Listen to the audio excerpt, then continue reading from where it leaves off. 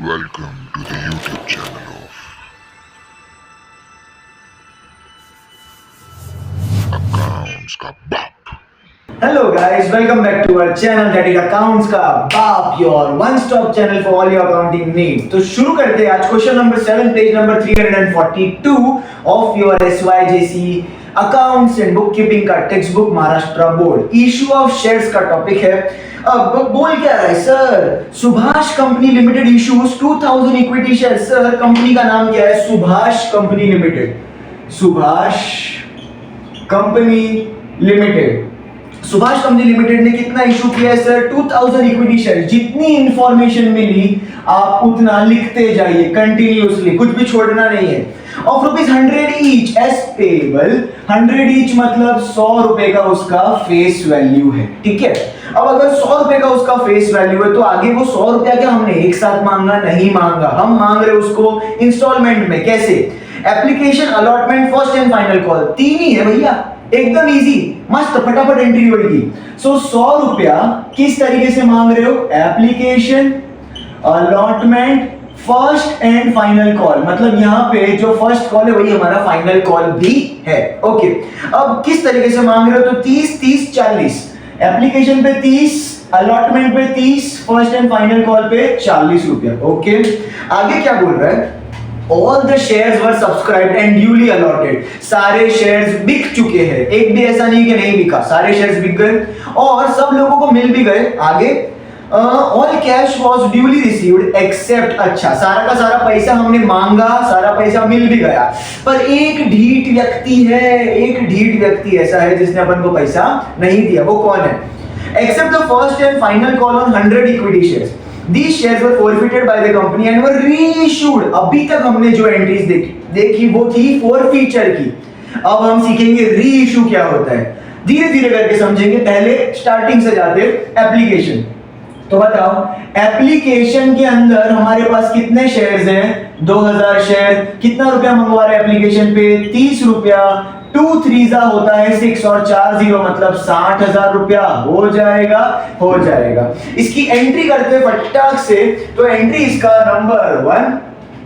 Entry क्या होगा? पहले आया फिर फेंका। तो पहले आने की entry, bank account debit to equity share बोला है आपको, तो इधर आपको इक्विटी मेंशन करना पड़ेगा। To equity share application account. कितना आ रहा है भैया? 60,000, 60,000 रुपीज हम डाल देंगे यहां पर। Being share application, being share application money received, भैया मिल गया। अब हम क्या करेंगे? इसी एप्लीकेशन मनी को फेंकेंगे शेयर कैपिटल के अंदर, बरोबर फेंकते। Equity share application account debit to equity share capital account जेब। कितना फेंकोगे? अरे भैया जितना आया उतना फेंको ना, 60,000, 60,000। अब देखो नन्हे मुन्ने बच्चों, हमने शॉर्टकट लिखा, आप लिखना मत वरना तबाही हो जाएगी भैया। Being share application money, being share application money, क्या किया आपने? फेंका। अरे फेंकना मत लिखना, ट्रांसफर। सोफिस्टिकेटेड, यू नो, अपन एकदम चौड़ में रहते, ठीक है। अब आती है बारी अलॉटमेंट की। सो अलॉटमेंट का किस तरीके से होगा? आपके पास 2000 शेयर हैं, अलॉटमेंट में 30 रुपया मिल रहा है, खत्म कहानी। कितना आएगा? 2 3 6 मतलब फिर से 60,000 रुपया आएगा। ओके, 60,000 रुपया आएगा। पर एक बार क्वेश्चन को जरा ध्यान से पढ़ते हैं। अब all cash for duly received accept first and final call. चलो मतलब अभी यहाँ पर कुछ नहीं है, ये सिंपल अपन कर सकते हैं। तो अब अलॉटमेंट में क्या होता है? पहले मांगा फिर मिला। पहले मांगो, मांगने की entry equity share allotment account debit to equity share capital account. कितना मांगा? 60,000, 60,000। Being share allotment money, share allotment money, अरे मिला क्या, अरे नहीं तो ड्यू। अब मांगा तो मिलेगा, मिलने की entry bank account debit to equity share. Allotment किसके नाम पर, अलॉटमेंट के नाम पर कितना, अरे 60,000। बीइंग अलॉटमेंट मनी, इस बार तो मिल गया ना, तो अलॉटमेंट मनी रिसीव्ड, शाबाश, ठीक है।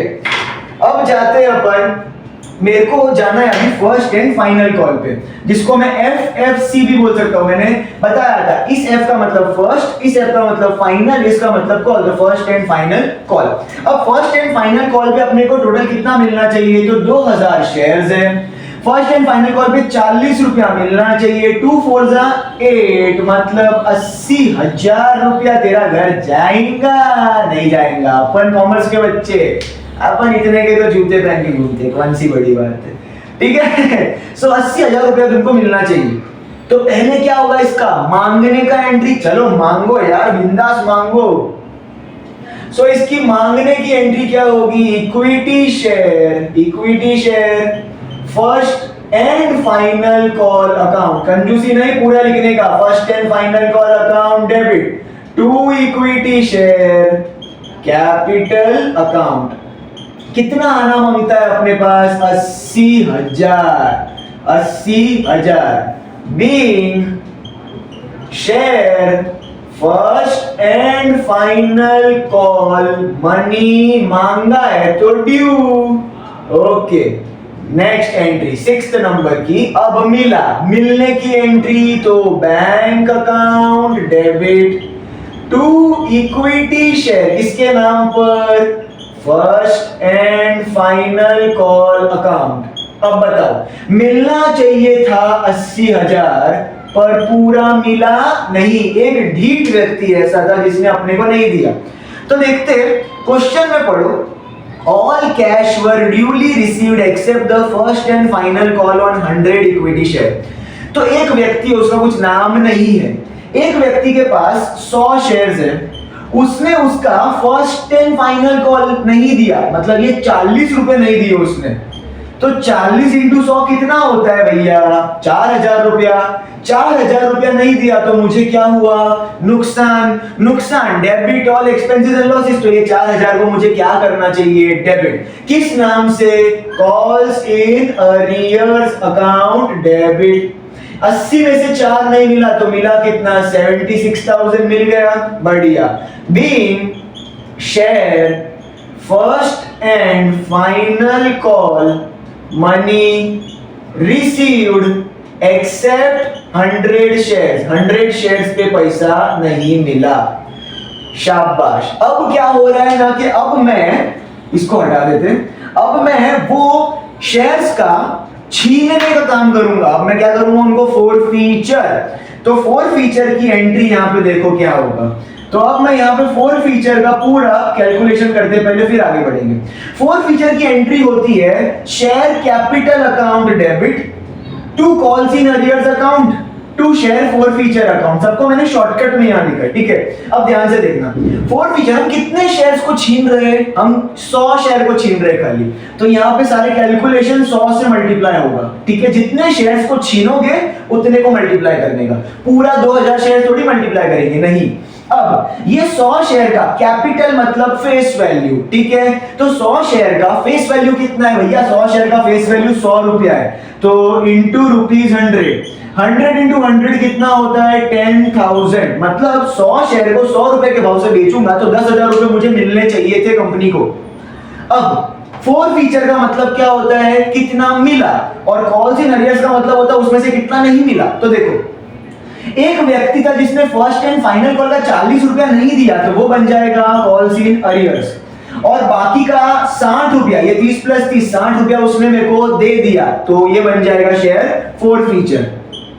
तो 40 इंटू 100 कितना होगा, 4,000 रुपया कॉल्स इन अरियर्स, और फोरफीचर में 6,000 रुपया। अब इसकी अपन मस्त एंट्री करेंगे। एंट्री क्या होगी, equity share equity share capital account debit to calls in arrears account to equity share forfeiture account और तीनों में जो अमाउंट आया डाल दो। शेयर कैपिटल में 10,000, इसमें 4,000 और इसमें 6,000। ग्रेट। नरेशन इसका बड़ा सिंपल होता है, बीइंग शेयर्स फोरफीटेड, बस इतना लिख के छोड़ देने का, ज्यादा कुछ लिखने का नहीं। अब सवाल उठता है, अब मैं क्या कर रहा हूं, इसको री इशू का मतलब होता है कि ये शेयर मैंने एक व्यक्ति से छीने दूसरे को बेच दिए। सिंपल। अब बेच कितने में रहा हूं मैं? क्या मैं वापस 100 रुपए में बेच रहा हूं? नहीं, मैं कितने में बेच रहा हूं? These shares were forfeited by the company at ₹75 पर शेयर। इसका मतलब होता है कि अब नया मैं यही 100 रुपए का शेयर अब 75 रुपए में बेच रहा हूं। ठीक है, तो देखते हैं। अब जब री इशू की एंट्री करो तो री इशू की एंट्री कुछ इस कदर से होती है। तो पहले मैं इसका कैलकुलेशन करूंगा, तो कैलकुलेशन में वर्किंग नोट में पूरा बताने का। री इशू की एंट्री क्या होती है? सो बैंक अकाउंट डेबिट होता है, share forfeiture account debit होता है और शेयर कैपिटल अकाउंट क्रेडिट होता है इसके अंदर। ठीक है, ये एंट्री तुमको मस्त याद रखनी, रट्टा मार लो एकदम। वापिस रिपीटेटिव एंट्री हर समय यही आती है। सबसे पहले कैलकुलेशन है ना शेयर कैपिटल का करने का। तो पहले देखो आप कितने शेयर्स को वापस री इशू कर रहे हो, कितने शेयर्स को बेच रहे हो? 100 शेयर को बेच रहे हो, जितना छीना उतना बेचा। तो इसको कैसे लिखने का? बैंक में और शेयर कैपिटल में जितना शेयर आप बेच रहे हो ना, उसको उधर मल्टीप्लाई करने का। इधर कुछ भी नहीं करने का, ऊपर नीचे ध्यान से देखना। अब पहले शेयर कैपिटल में फेस वैल्यू जाता है, capital is equal to face value, मैंने बार बार बोला। तो कैपिटल इसका फेस वैल्यू जो ओरिजिनल फेस वैल्यू था ना वो का वही लेना है। ठीक है, 100 रुपया। तो ओरिजिनल फेस वैल्यू के हिसाब से इसका कितना बनना चाहिए? 100 × 100 10,000। अब बैंक में क्या करना है? अब आप नया कितने में बेच रहे हो? इसी शेयर को आप नया किस भाव में बेच रहे हो? 75 रुपए में, 75 रुपीज में बेच रहे हो, तो वो भाव आपको बैंक में लिखना है 75 रुपीज। मतलब यहाँ पे आ जाएगा 7,500। और बीच में क्या लिखना है सर? बीच में इन दोनों का सब्ट्रैक्शन माइनस करके, तो 10,000 माइनस 7,500 कितना होता है? 2,500 रुपया। तो बीच में डायरेक्टली आपको 2,500 रुपया लिख देना है, कुछ भी करना नहीं है कैलकुलेशन इसके अंदर। ओके, अब इसकी एंट्री करते हैं। सो री इशू की एंट्री मैंने क्या बोली? Bank account debit, share equity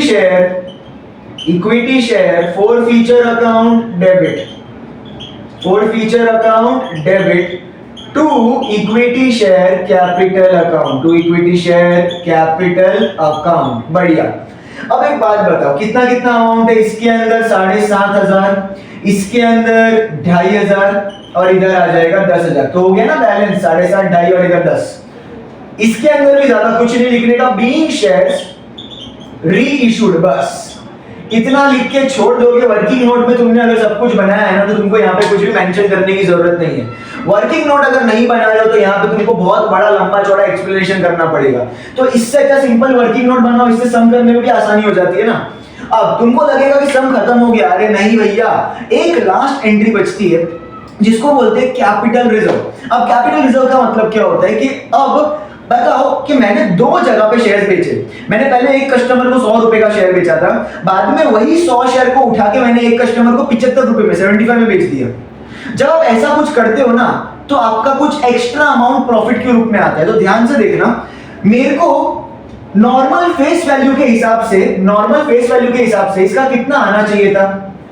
मेरे पास 100 शेयर थे, उसका 100 रुपए के हिसाब से, उसका नॉर्मल फेस वैल्यू तो 100 रुपया ही था, उसके हिसाब से कितना टोटल बनना चाहिए था? 10,000 रुपए बनने चाहिए थे। 100 × 100 10,000 रुपए मेरे को टोटल कंपनी को मिलना चाहिए था अगर मैं किसी एक कस्टमर को बेचता तो।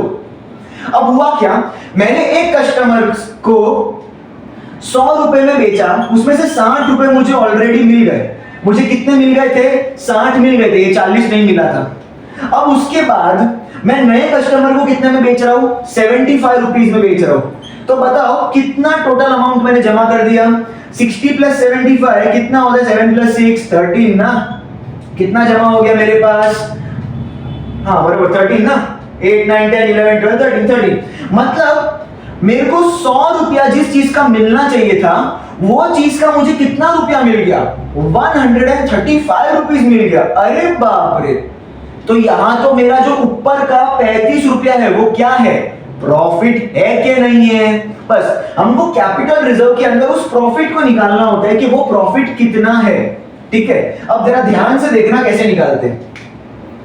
सबसे पहले तो मेरे को बताओ, कैपिटल रिजर्व लिखूंगा मैं यहां पर, ठीक है।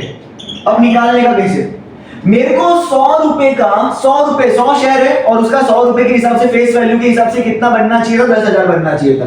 तो पहले जो उसकी ओरिजिनल वैल्यू होनी चाहिए थी वो लिखने का, माइनस अपन को फोर्थ फीचर की एंट्री और री इशू की एंट्री देखनी है। फोर्थ फीचर की एंट्री में सबसे पहले मुझे यहां पर फोर्थ फीचर को उठाना है, तो यहां पे फोर्थ फीचर का अमाउंट कितना है, 6,000 प्लस, और जो री इशू की एंट्री है ना उसमें से मुझे बैंक का अमाउंट उठाना है। बैंक का अमाउंट कितना है, 7,500। ठीक है, समझा क्या करना है, फोर्थ फीचर की एंट्री में से फोर्थ फीचर को उठाना है और री इशू की एंट्री में से बैंक को उठाना है। इन दोनों को किस में से माइनस करना है, ओरिजिनल अमाउंट में से। ठीक है, अब ध्यान से देखो, 10,000 माइनस 6,000 प्लस 7,500 कितना होता है, 6,000 प्लस 7,500 हो गया ना 13,500। सो ये 13,500 अगर 10,000 में से माइनस हुआ तो कितना आएगा, 3,500। सो बेसिकली ये 3,500, अच्छा ये नेगेटिव में आ रहा है, इसको मैं थोड़ा उल्टा लिखूंगा, इसको मैं ऐसा लिखूंगा, 6,000 आपको मिला प्लस 7,500 इसका मिला माइनस 10,000, तो आपका वो आंसर नेगेटिव में नहीं आएगा। एक सिंपल सी ट्रिक है, तो 13,500 माइनस 10,000 आपको कितना मिलेगा, 3,500। ये 3,500 आपका कौन सा अमाउंट है, प्रॉफिट का, जो आपने एक्स्ट्रा कमाया दो अलग अलग कस्टमर्स को बेचकर। अब इसकी एंट्री क्या होती है सर, इसकी एंट्री बड़ी मस्त है, एंट्री बनेगी इसकी, एक सेकेंड,